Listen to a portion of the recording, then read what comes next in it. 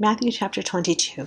Jesus spoke to them again in parables, saying, "The kingdom of heaven is like a king who prepared a wedding banquet for his son.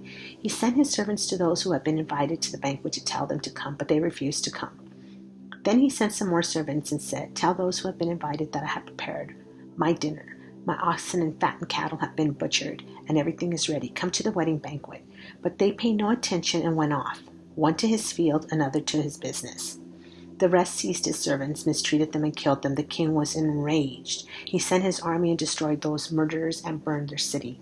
Then he said to his servants, 'The wedding banquet is ready, but those I invited did not deserve to come. So go to the street corners and invite to the banquet anyone you find.' So the servants went out into the streets and gathered all the people they could find, the bad as well as the good, and the wedding hall was filled with guests. But when the king came in to see the guests, he noticed a man there who was not wearing wedding clothes. He asked, 'How did you get in here without wedding clothes, friend?' The man was speechless. Then the king told the attendants, 'Tie him hand and foot and throw him outside into the darkness, where there will be weeping and gnashing of teeth. For many are invited, but few are chosen.' Then the Pharisees went out and laid plans to trap him in his words. They sent their disciples to him along with the Herodians.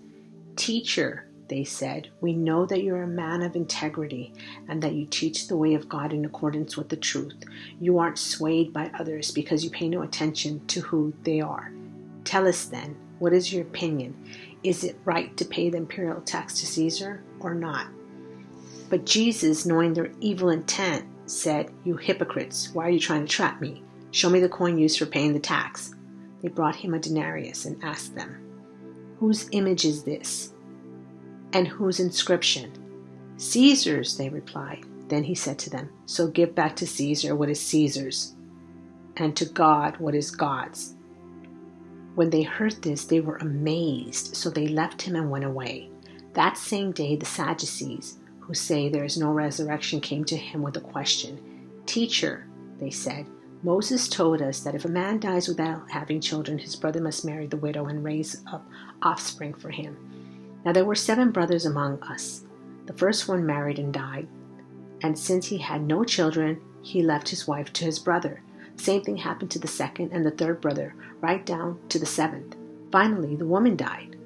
Now then, at the resurrection, whose wife will she be of the 7, since all of them were married to her?' Jesus replied, 'You are in error because you do not know the scriptures or the power of God. At the resurrection, people will neither marry nor be given in marriage. They will be like the angels in heaven. But about the resurrection of the dead, have you not read what God said to you?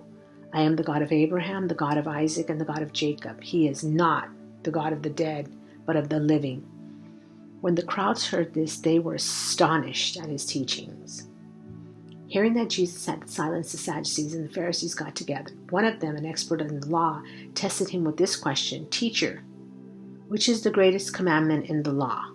Jesus replied, 'Love the Lord your God with all your heart and with all your soul and with all your mind. This is the first and greatest commandment. And the second is like it. Love your neighbor as yourself. All the law and the prophets hang on these 2 commandments.' While the Pharisees were gathered together, Jesus asked them, 'What do you think about the Messiah? Whose son is he?' 'The son of David,' they replied. He said to them, 'How is it then that David, speaking by the Spirit, calls him Lord? For he says, "The Lord said to my Lord, sit at my right hand until I put your enemies under your feet." If then David calls him Lord, how can he be his son?' No one could say a word in reply. And from that day, no one dared to ask him any more questions." And this is the end of Matthew chapter 22.